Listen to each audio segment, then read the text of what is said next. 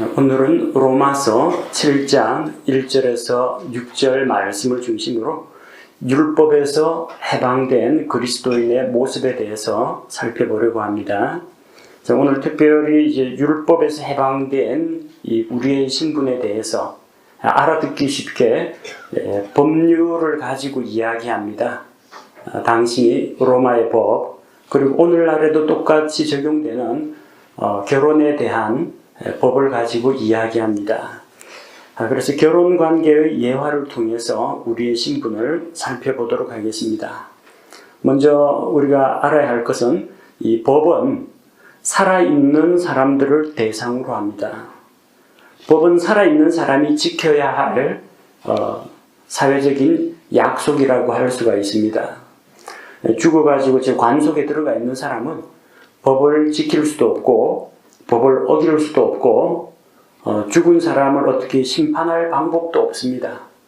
물론 옛날에는 대역죄인의 경우에는 무덤을 파헤쳐가지고 부관참시라고 하죠. 그 시체를 난도질하고 시체에 채찍질을 하고 모욕을 주는 일도 있었지만 이미 죽은 시체에게는 아무런 고통도 느껴지지 않고 그게 형벌이 될 수가 없습니다.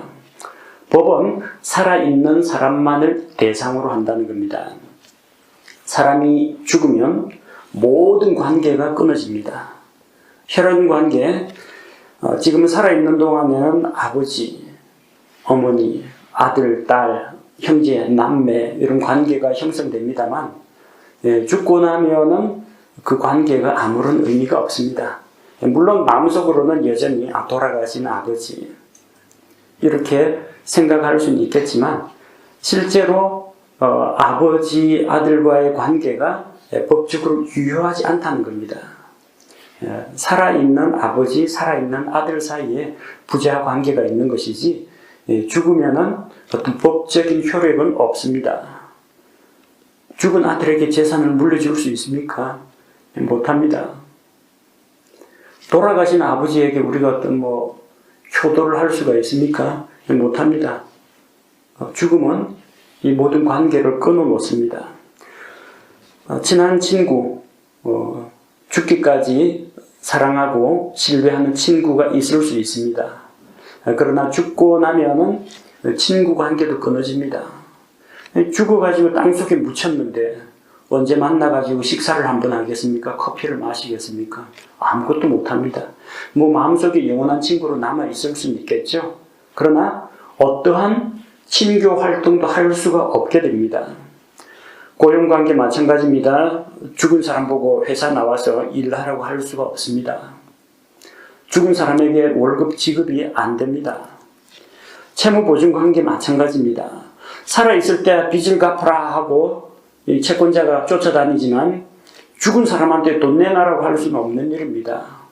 죽으면은 그 사람은 돈을 갚아야 할 의무에서도 해방되어 버립니다. 이 세상에서 누리던 모든 법적인 권리, 법적인 의무가 죽음과 함께 사라집니다. 법은 사람이 살아있을 때에는 구속력을 가지고 있지만 죽으면 영향력을 행사하지 못합니다. 법의 심판을 받기 위해서 검찰 조사를 받던 정치인들 혹은 기업인들이 압력을 이기지 못해가지고 자살을 한 사례들이 종종 있습니다. 참 안타깝게 생각합니다. 하나밖에 없는 생명을 그렇게 내던져야 했을 만큼 아마 절박한 무슨 사정이 있었을 거라고는 생각합니다. 그러나 만약에 살아있는 동안에 자기 죄의 문제를 해결하지 못하고 예수 그리스도를 구원자로 만나지도 못하고 그냥 음독 자살하고 목매 자살하고 투신 자살하고 그래버리면은 이 세상에서 당장 어떤 법의 추격은 피할 수 있겠지만 죽은 이후에 영원한 지옥에서 형벌을 받을 수밖에 없습니다. 그래서 유족들에게도 참 안타까운 소식이지만 만약 구원받지 못한 사람이 그렇게 목숨을 끊었다라는 이야기를 들으면 개인적으로 참 마음이 아픕니다. 일반 법은 사람이 죽으면 더 이상 경찰이나 검찰에서 수사를 하지 않습니다. 그 사람을 붙잡아다가 재판석에서 신문을 할 수도 없습니다. 이미 죽은 사람에게 무슨 사형을 언도하겠습니까? 이미 죽은 사람에게 징역형을 선고하겠습니까? 아무도 못합니다. 죽으면 법의 구속력에서 벗어난다는 겁니다. 자, 그 중에 이제 우리가 알고 있는 법 중에 하나가 결혼 언약에 대한 법입니다.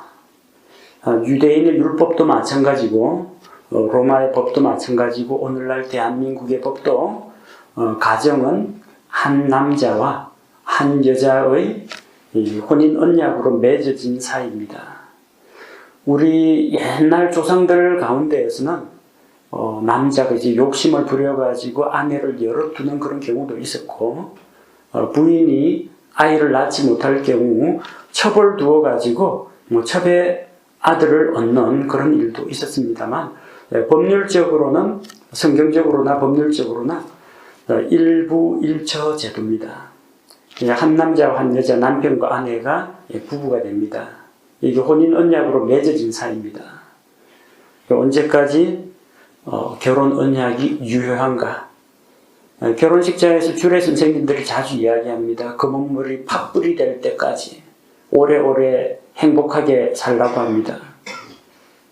결혼 주례가 조금 잘못됐습니다. 저는 항상 주례를 쓸 때마다 죽음이 두 사람을 갈라놓을 때까지 이 결혼 언약은 유효하다. 그때까지 신실하라고 이야기합니다. 요즘 들어가지고 황혼 이혼이 많이 늘었다고 합니다. 젊었을 때는 남편이 술 먹고 주사 부리고 때리고 막 행패 부리고 그다음 뭐 바람 피고 부인에게 몹쓸 짓을 많이 합니다. 근데 나이가 들면요, 이 호르몬 분비도 달라지고 남자들은 순해지고 이 여자들은 이제 여성 호르몬 분비가 줄어들고 남성성이 강해집니다. 그래서 이제 부인들 권세가 좀 세져요. 나이 들면은 남자는 혼자 살아가기 대단히 어렵습니다. 근데 홀로 대신 이 부인들은, 자매들은 또 꿋꿋하게 또 잘 살아가는 것을 봅니다. 그래서 젊을 때는 남편에게 내놓고 살고, 애들 대학이나 가거든 이혼해야지, 애들 시집 장가나 보내고 이혼해야지 하다가 나중에 남편 늙어갖고 힘 못 쓸 때 남편을 버립니다. 황혼 이혼이 무섭습니다. 왜 그렇습니까? 주례 선생님이 검은 머리 팥불이 될 때까지 라고 이야기했으니까 머리에 흰머리 나기 시작하면 이제 슬슬 이제 배신을 할 조짐이 보입니다. 또 늦바람이 무섭다고 황혼 이혼 같은 것들이 황혼 불륜이나 이혼이 많이 늘어나는 추세라고 합니다. 근데 우리가 분명히 알아야 할 것은 주례 선생님이 뭐라고 말씀하시건 성경에서 말하는 결혼 언약의 유효기간은 죽음이 갈라놓을 때까지입니다. 성경에서 보면 결혼은 육체의 결합입니다. 창세기 2장 24절에 그러므로 남자가 자기 부모를 떠나 자기 아내와 연합하여 그들이 한 육체가 될지니라. 두 몸이 연합해서 한 육체라는 겁니다. 하나님이 짝지어 주신 것을 사람이 나누지 못할지니라. 한 몸이기 때문에 나눌 수가 없어요. 이게 두 육체가 그냥 결혼 언약 밖에서 그 경제 공동체, 살림 공동체로서 그냥 동거하고 있다면 이거 언제든지 갈라설 수가 있습니다. 하지만 두 사람이 혼인 언약 안으로 들어오면은 두 사람이 하나로 묶인 상태입니다. 한 육체입니다. 한 육체는 갈라놓을 수가 없어요. 하나이기 때문에. 둘이서 한 육체가 된다. 육체의 결합입니다. 그럼 언제까지 혼인 언약이 효력을 발휘하느냐? 배우자 중에 한쪽 육체가 죽을 때까지 유효합니다. 둘이 다 죽거나 둘 중에 한 사람이 죽으면 이 혼인 언약은 종료가 됩니다. 그래서 아내는 남편이 살아있는 동안에는 남편에게 메인 몸입니다. 반대도 마찬가지입니다. 남편은 자기 아내가 시퍼렇게 두 눈 뜨고 살아있는 동안에는 죽으나 사나 마음에 들거나 안 들거나 미우나 고우나 아내한테 메인 몸입니다. 딴 데 눈 돌리면 안 됩니다. 딴 데 가서 바람 피면 안 됩니다. 그거 불륜이고 대한민국 법에도 불법이고 성경의 법에도 불법입니다. 이거 하면 안 됩니다. 만약에 그녀의 남편이 죽으면은 아내는 남편의 법에서 벗어납니다. 혼인 언약에서 자유롭게 되는 겁니다. 반대도 마찬가지입니다. 아내가 죽으면은, 그 아내와 사별을 하면은 그 남자는 성경적으로나 대한민국 법으로나 사회의 도덕적 지탄을 받지 않고 당당하게 다른 사람하고 결혼하더라도 아무런 문제가 없습니다. 물론 죽은 남편, 죽은 아내를 잊지 못해가지고 홀로 살겠다. 뭐 그것도 잘하는 선택인데 혹시 마음을 정리하고 또 다른 배우자를 만난다 하더라도 법적으로 문제가 될 일은 전혀 없다는 겁니다. 남편이 죽으면, 아내가 죽으면 혼인 언약은 종료가 됩니다. 3절에 보니까 그런즉 만일 그녀가 자기 남편이 살아있을 때에 다른 남자와 결혼하면 간부라 불릴 터이나 그녀의 남편이 죽으면 그녀가 그 법에서 해방되나니 그러므로 그녀가 다른 남자와 결혼할지라도 간부가 되지 아니함이니라. 그럼 언제 재혼을 할 수가 있느냐? 자기 배우자가 죽으면 재혼이 가능해집니다. 꼭 재혼하라는 이야기는 아니고요. 재혼을 하더라도 법적으로, 성경적으로 하자가 없다는 이야기입니다. 사람들은 재혼을 하는 조건을 이혼이라고 생각합니다. 마음에 안 들면 이 사람하고 이혼하고 다른 사람하고 결혼하겠다고 합니다. 그러나 이혼은 재혼을 위한 필요 충분 조건이 아닙니다. 성경적인 입장은 배우자가 죽기까지는 혼인 언약이 유효한 겁니다. 자, 배우자가 죽지 않은 상태에서 그냥 법적으로 그냥 이혼을 했습니다. 상대의 이혼한 아내, 이혼한 남편이 어딘가에 살아 있습니다. 그러면 이 홀로 된 사람은 다른 데 가서 결혼하지 말라는 겁니다. 왜? 자기 혼인 언약을 맺은 그 사람이 아직 살아있기 때문에 이혼은 했더라도 혼인 언약이 유효하다는 겁니다. 다시 이야기합니다. 혼인 언약은 한 사람이 죽어야 끝납니다. 이혼을 한다고 해서 혼인 언약이 끝나는 게 아닙니다. 사람들은 우리나라가 이제 서구화되다 보니까 결혼에 대해서 너무 쉽게 생각합니다. 쉽게 만나서 동거하고 마음에 안 들면 헤어지고 뭐 혼인신고도 안 했으니까 뭐 피차 정리할 것 없다. 깔끔하게 헤어집니다. 살아보고 몇 년 살다가 마음에 안 들면 우리 잘못 만난 것 같아. 이혼하고 또 다른 남자, 또 다른 여자 만나려고 합니다. 그러면 세상이 어지러워집니다. 온 땅에 음행이 가득하게 됩니다. 하나님이 말씀하신 결혼 언약은 정말 무겁고 엄중합니다. 내 생명이 끝나거나 사랑하는 아내, 사랑하는 남편의 생명이 끝나야만 이 혼인 언약이 끝나는 겁니다. 아내는 자기 남편이 살아있는 동안에 딴 남자하고 결혼하면 안 됩니다. 물론 가정을 가지고 있는 사람이 여보 나 결혼하고 올게 하고 나가서 결혼하고 오는 그런 법은 없습니다. 여기에는 무엇도 포함이 되느냐면 아내는 이혼한 자기 남편이 살아있으면 재혼하면 안 됩니다. 남편도 이혼한 자기 아내가 어딘가 살고 있으면 재혼을 하면 안 됩니다. 만약에 마음이 바뀌면 다시 헤어진 남편과 헤어진 아내가 재결합하는 것은 허용을 합니다. 근데 그 남편이나 아내가 다른 데 가서 새 살림 차렸다. 그러면 원래 남편, 원래 아내에게는 돌아오지를 못합니다. 정말 결혼은 신중하게 해야 됩니다. 이혼은 성경의 원칙을 따르자면 하지 말아야 합니다. 그러나 정말 극단적인 경우 남편에 의해서 그냥 생명의 위협을 받거나 이 자녀들 교육이나 안전이 문제가 된다. 그럴 때는 정말 눈물을 머금고 어쩔 수 없이 이혼을 해야 하는 불가피한 상황도 있습니다. 그러나 그런 경우라도 혼인 언약은 유효하기 때문에 지켜야 한다는 겁니다. 자, 여기서 왜 남편과 아내 이야기를 하고 있느냐면요. 결국 이야기하고자 하는 바는 남편과 아내의 그 결합, 언제까지 유효하다고요? 살아있는 동안 유효합니다. 그러면은 율법과 우리와의 관계는 어떠한가? 서두에서 이야기했습니다. 법은 사람이 살아있는 동안에만 구속력을 갖습니다. 이 남편과 아내를 통해서 이야기하고자 하는 바가 뭐냐면 율법과 우리의 관계는 언제까지 유효한가 하는 겁니다. 우리가 살아있는 동안 유효합니다.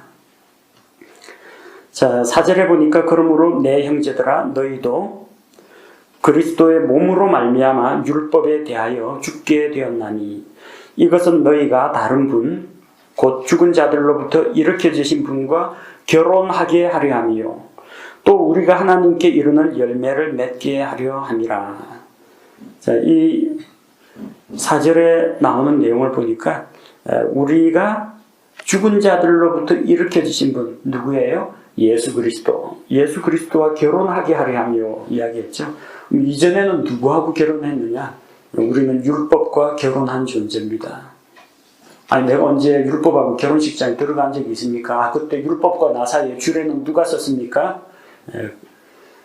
우리가 결혼식을 올린 건 아닌데 무엇을 이야기하느냐면 우리가 살아있는 동안 법은 우리에게 구속력을 갖고 있습니다. 그것이 마치 남편과 아내가 서로 상대 배우자가 살아있는 동안에는 상대방에 대해서 구속력을 갖고 있는 것과 똑같다는 이야기입니다.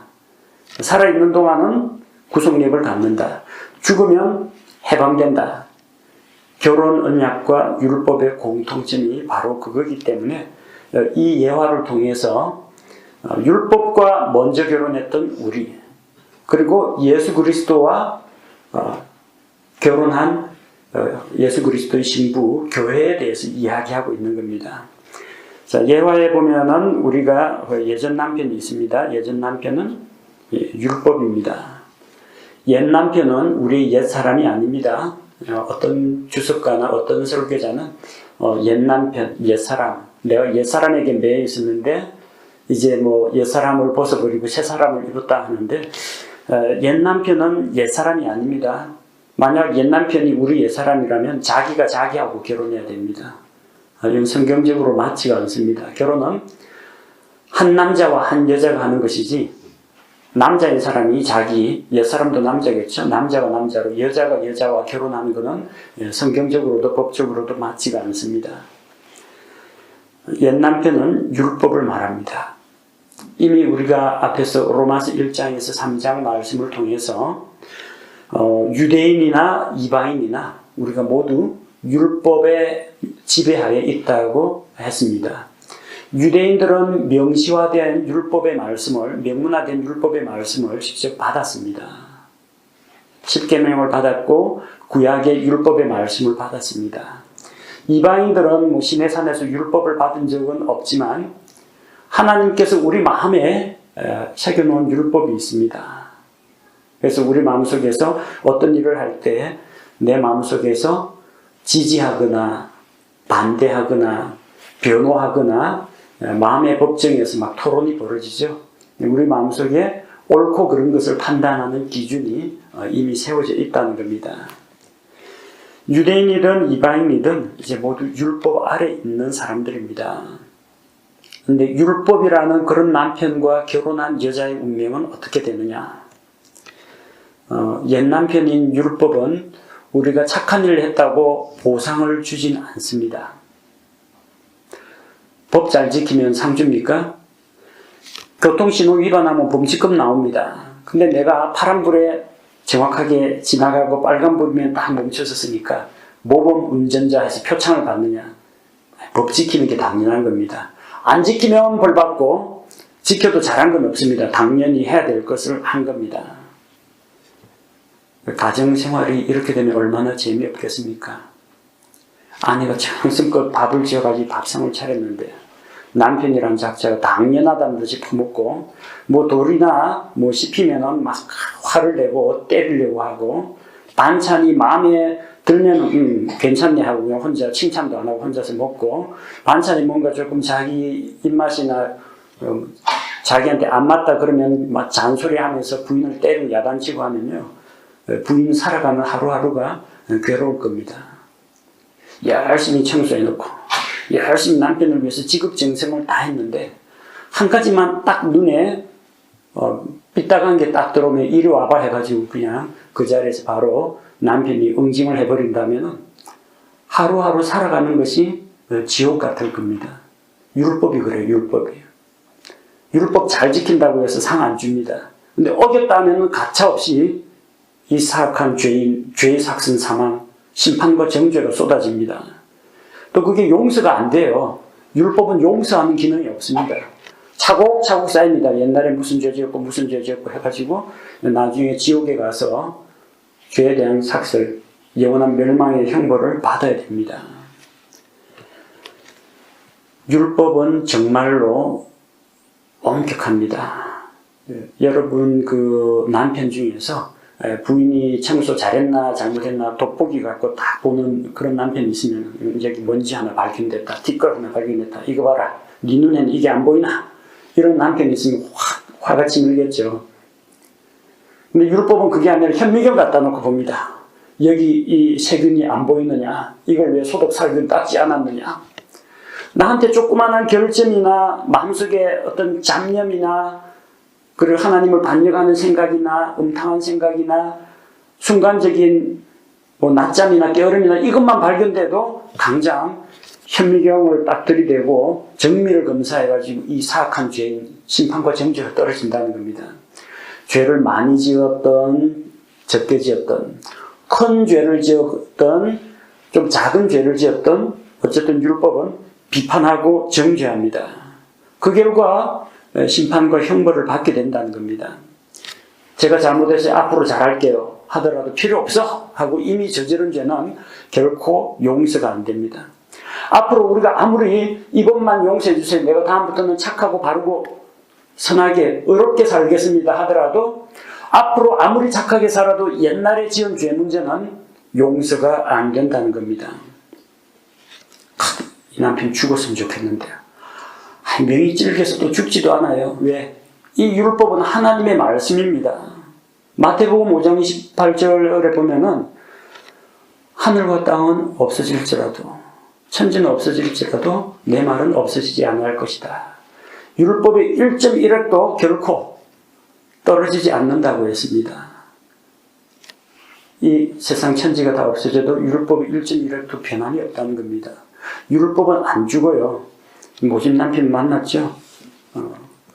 율법이 사악하다는 이야기는 아닙니다. 엄격하고 비판적이고 꼼꼼하고 인정사정 없고, 물론 율법은 선한 하나님의 기준입니다. 근데 나한테는 견디기 힘든 남편이라는 거예요. 그래서 평생 동안 이 죽지도 않는 이 율법에 매여가지고 살다가 죽으면은 어떻게 돼요? 율법의 요구에 의해서 죄 대가를 치러야 한다는 겁니다. 이게 율법 아래 있는 모든 사람의 운명입니다. 유대인이나 그리스인이나 남자나 여자나 율법 아래 있는 우리는 모두 다 이런 신세라는 겁니다. 그래서 율법과의 그 결혼 관계를 끊어버리려면 어떻게 해야 되느냐? 둘 중에 하나가 죽어야 됩니다. 결혼 언약이 끊어지려면 어떻게 돼요? 남편이 죽든지 내가 죽든지, 아내가 죽든지 내가 죽든지. 그래서 그냥 자기가 그냥 죽으면 되는데 꼭 견디다 못해 남편을 살해하거나 아내를 살해하는 너 죽고 나 살자 뭐 이런 사람들이 있어가지고 결혼 생활이 또 다른 문제를 불러일으킵니다. 근데 이 남편을 죽였으면 좋겠는데 율법은 하나님의 말씀이라서 없어지지도 않고 죽지도 않고 변개되지도 않습니다. 그럼 방법이 뭐가 있어요? 네가 안 죽으면 내가 죽어야지. 율법이 안 죽으니까 내가 죽을 수밖에 없다는 거예요. 근데 억울하지 않습니까? 평생 동안 이렇게 바르게 살려고 착하게 살려고 발버둥 쳤는데 그럼에도 불구하고 우리는 죄에 길들여진 이 육신 때문에 죄를 짓고, 그래서 내가 그냥 자살을 한다고 해서 이 죄가 없어지느냐? 없어지지 않습니다. 일평생 율법에 매여가지고 종노릇하면서 살다가 결국 마지막은 사망이라는 겁니다. 죄의 문제를 해결하지 못하고 죽으면, 그냥 죽으면 뭐 이 땅에서는 법이 나에 대해서 어떻게 조사하고 신문하고 하지 않겠지만 죄를 안고 그대로 죽으면 우리를 기다리고 있는 것은 영원한 형벌밖에 없다는 겁니다. 죽더라도 좀 보험을 들어놓고 죽어야 됩니다. 안전하게 죽어야 됩니다. 어떤 방법이 있느냐? 4절에 나오는 것처럼 너희도 그리스도의 몸으로 말미암아 율법에 대하여 죽게 되었나니. 예수님이 십자가에 달려 죽으실 때 내가 예수님의 십자가 죽음을 내 것으로 받아들이고 그리스도와 연합한 자가 되면 되는 겁니다. 그럼 예수님 십자가에서 죽으실 때 예수님께서 내 모든 죄를 예수님의 계정에다가 집어넣고 내 죄를 대신 담당하고 예수님이 죽으시는 겁니다. 그러면은 내가 죄에 대해서 죽은 겁니다. 내가 율법에 대해서 죽은 겁니다. 율법이 죄의 삭신 사망이라는데 난 이미 예수님과 함께 죽었다. 더 이상 내놓을 생명이 없다. 율법과는 무관한 자가 되었다는 겁니다. 그래서 그리스도의 몸으로 말미암아 이게 중요한 겁니다. 율법에서 벗어나기 위해서는 자살을 해야 된다. 그 이야기가 아닙니다. 예수 그리스도의 몸으로 말미암아 십자가에 달려 죽으신 예수 그리스도의 그 몸으로 말미암아 내가 그분의 몸에 연합하면은 그분의 죽음에 연합한 자요. 그분의 죽음 안으로 침례를 받은 자라고 우리가 6장에서 이미 살펴보았습니다. 내가 그리스도와 함께 십자가에 못 박혔나니. 갈라디아서 2장 20절 말씀처럼 내가 그리스도와 함께 십자가에 못 박혀 죽은 것을 믿음으로 받아들여야 한다는 겁니다. 자, 그래서 우리가 믿음으로 그리스도와 연합하여 믿음으로 그리스도와 함께 죽었다면 그리스도와 함께 심겼으면 그리스도와 함께 뿌려졌으면 그리스도 안에 있는 그 죽음 안으로 침례를 받았으면 6장에서 우리가 뭘 봤습니까? 그리스도와 함께 새 생명 가운데 일으켜질 것이요 그리스도와 함께 다시 살 줄을 믿노니. 그리스도와 함께 부활합니다. 내가 그리스도와 연합했다는 것은 십자가의 죽음에만 연합한 것이 아니라 예수 그리스도의 부활에 연합한 자가 되었다는 겁니다. 이제 율법과의 결혼관계는 내가 그리스도와 함께 십자가에 못 박혀서 죽었기 때문에 법은 사람이 살아있을 때만 간섭합니다. 이 율법이라는 남편도 이게 죽어버렸으니까 우리가 죽어버렸으니까 혼인언약이 깨졌어요. 그러니까 우리가 다른 데 시집 장가가도 전혀 문제가 안 된다는 이야기예요. 누구하고 결혼하느냐? 뭐라고 되어 있어요? 너희가 다른 분, 옛날에는 율법하고 결혼했는데 이제는 다른 분, 곧 죽은 자들로부터 일으켜지신 분과 예수님과 결혼하게 하려 함이요. 이제 우리는 새로운 남편 예수 그리스도와 결혼하게 된 신분입니다. 교회는 예수 그리스도의 신부입니다. 옛 남편하고 비교하면은 얼마나 좋은지 모릅니다. 옛 남편은 좋은 거 다 해줬는데도 고맙다는 말, 감사하다는 말, 칭찬, 보상 하나도 안 했는데, 안 줬는데, 예수 그리스도 우리의 남편은 우리가 마음을 다해, 믿음을 다해서 믿음으로 하나님을 기쁘시게 하면 칭찬과 보상과 격려가 따릅니다. 내가 죄나 실수를 범할지라도 남편이 네 죄값은 내가 대신 다 책임진다, 담당한다. 남편이 다 하나님 앞에서 다 커버해 줍니다. 하나님의 공의 앞에서 우리를 지켜줍니다. 내가 너 죄 때문에 죽었으니까 내가 너를 지켜주마, 보호해 줍니다. 우리가 유혹에 못 이겨가지고 실패하고 넘어져도 이 보잘것없는 사악한 기껏 지를 위해서 십자가에서 죽어줬더니 하면서 야단을 치는 게 아니라 가슴 아프게 생각하고 그 자리에 함께 계셔주시고 우리를 일으켜주시고 진흙구렁이에서 구덩이에서 다시 건져내 주시고 깨끗하게 씻겨서 새롭게 해주시고 다음부터는 그러지 않도록 영적으로 무장시켜 주시고 성장시켜 주는 그런 남편이라는 겁니다. 율법이라는 남편에 비해서 이 새 남편 예수 그리스도는 정말 비교할 수 없는 은혜와 축복입니다. 그래서 이제 우리가 예수 그리스도와 결혼해서 하나님께 이르는 열매를 맺게 되었다는 겁니다. 옛날은 지나갔습니다. 새날이 왔습니다.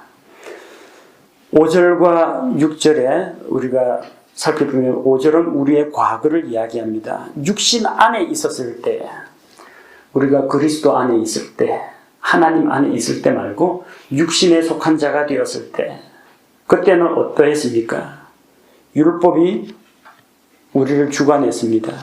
율법으로 말미암는 그 죄들의 활동이 우리 지체 안에서 일을 했다고 했습니다. 율법이 하는 일은 뭐냐면 죄가 무엇인지 밝히 보여줍니다. 살인과 간음과 탐욕과 거짓과 이것이 죄다라는 걸 보여줍니다. 율법이 너는 탐내지 말라 하지 않았더라면 내가 탐심이나 탐욕을 알지 못했을 겁니다. 근데 이것은 죄다, 그러니까 하면 안 된다라고 율법이 일러주긴 합니다만 죄를 안 짓도록 보호해주지는 못합니다. 하면 안 돼, 하면 죽어, 그까지입니다. 내가 만약 그런 실수나 잘못을 저지르면 그 죄를 용서하는 법은 절대 없습니다. 하나님의 법은 엄중하기 때문입니다. 율법으로 말미암은 죄들의 활동이 뭐냐면 우리가 율법을 통해서 죄를 알게 된다는 겁니다. 근데 죄의 본성을 가지고 있는 우리의 육신은 쉽게 죄의 유혹에 빠진다는 겁니다. 그래서 율법이 우리로 하여금 죄를 짓게 하는 건 아닙니다. 율법에 의해서 죄가 무엇인지 더욱더 분명하게 드러나게 되고 우리가 죄를 깨닫고 죄를 알게 된다는 데 문제가 있습니다. 알게 되는데 죄에 대해서 방어하고 죄를 이기고 승리할 힘이 있는 상태에서 알게 되는 게 아니라 연약하고 무기력하게 죄에 이끌려가는 그런 타락한 본성을 가진 상태에서 죄가 무엇인지 알게 된다는 겁니다. 여러분 태어나서 나면서부터 간음이라는 것이 이런 것이구나 알고 있는 사람은 없죠. 근데 우리는 일반 법에 의해서 또 양심의 법에 의해서 교육에 의해서 간음은 나쁘다, 도둑질은 나쁘다 이걸 자꾸 배우고 압니다. 잘 배웠으니까 안 하겠죠. 근데 배워서 알게 됩니다. 도둑질은 남의 물건을 훔쳐서 자기의 소유로 만드는 것이구나. 간음은 성적인 쾌락을 위해서 다른 사람의 육체를 사악한 방법으로 취하는 것이구나. 거기서 욕심이 무엇이고 쾌감이 무엇이고 남의 것을 빼앗는 것이 무엇인지 자기에게 금전적으로나 정신적으로나 이득이 되는 게 무엇인지 다 이렇게 배워서 알게 됩니다. 법이 있다는 게요. 사람 바르게 살라고 하는 그런 법인데 이렇게 하면 안 된다라고 했는데 이렇게 하면 안 된다. 뭘 하면 안 된다고? 여기에 또 우리가 꽂히게 됩니다. 부정적인 것은 참 떨쳐버리기가 힘들어요. 음탕한 생각하지 마라고 하는데 음탕한 생각하지 말아야지. 음탕한 생각 어떤 게 있을까? 생각하고 머릿속에 막 상상의 나래가 터지죠.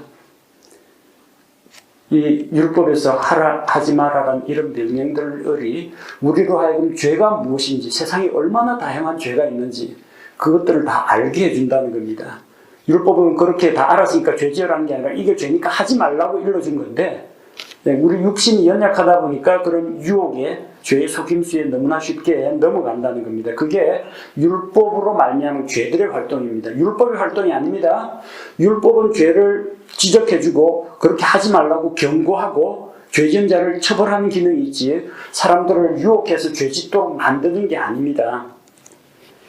자, 그래서 율법으로 말미암은 죄들의 활동이 우리 안에서 일을 해서 그 결과가 사망에 이르는 열매를 맺게 한다고 했습니다.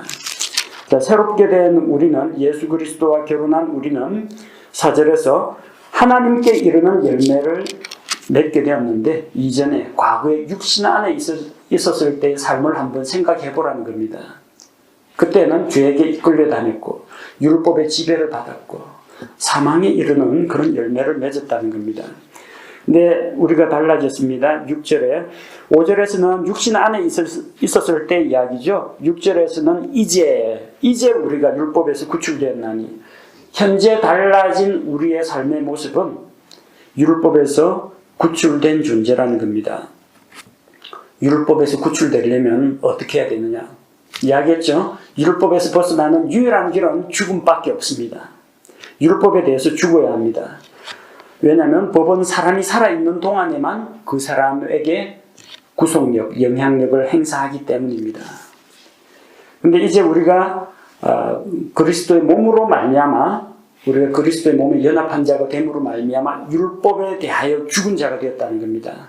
따라서 이제 우리는 글자의 낡은 것 안에서 섬기지 않는다고 했습니다. 글자라는 게 뭘 말하냐면 율법의 법조문을 이야기합니다. 낡은 것이라는 것은 지나간 것을 이야기합니다. 옛 율법을 이야기합니다. 이제는 옛 율법의 명령에 따라서 살지 않고 영의 새로운 것 안에서 섬긴다는 겁니다. 오해 없이 들어야 됩니다. 그러니까 이제부터는 법 안 지켜도 된다는 이야기죠. 그 이야기가 아니고요. 옛날에는 율법에 매여가지고 안 하면은 이것을 하라고 했는데 안 하면 죄고, 하지 말라고 했는데 하면 죄이기 때문에 죄 안 지으려고 발버둥을 쳤습니다. 처벌 안 받으려고 발버둥을 쳤는데, 이제는 그 법조문 지키기 위해서 내가 존재하는 것이 아니라 영의 새로운 것 안에서 우리의 영은 새로 태어났습니다. 하나님의 자녀로 새로 태어났습니다. 그리스도 안에서 새로운 창조물이 되었습니다. 새 성품을 입고 하나님을 섬기는 자가 되었다는 겁니다. 율법은 끊임없이 어떤 것을 하라, 하지 말라 이야기합니다. 여기에서 어긋나는 것은 다 죄라고 이야기합니다. 하지만 성령님을 통해서 다시 태어난 우리는 옛 율법을 지킴으로써 어떻게든 살아보려고 발버둥을 치는 것이 아니라 이제 이 죄의 문제, 사망의 문제는 이미 다 해결이 되었습니다. 예수 그리스도의 십자가의 대속과 부활로 해결이 되었습니다. 우리는 이제 제2의 인생, 새로운 삶을 하나님께서 주신 그 은혜를 따라서 새 생명 가운데서 살아가게 된다는 겁니다. 대단히 중요한 말씀입니다. 로마서 7장에서는 결혼 언약을 통해서 율법에서 해방된 그리스도인의 삶의 모습을 조명해주고 있습니다. 결혼 언약을 통해 맺어진 부부관계는 죽음이 두 사람을 갈라놓을 때까지 유효합니다. 따라서 부부는 죽을 때까지 서로가 서로에게 신실해야 됩니다. 옛 남편 율법에서 벗어난 우리는 이제 은혜 아래에 있는 자가 되었습니다. 율법의 정죄와 저주에서 벗어났습니다. 죄에 대한 책망과 심판과 형벌로부터 자유하게 되었습니다.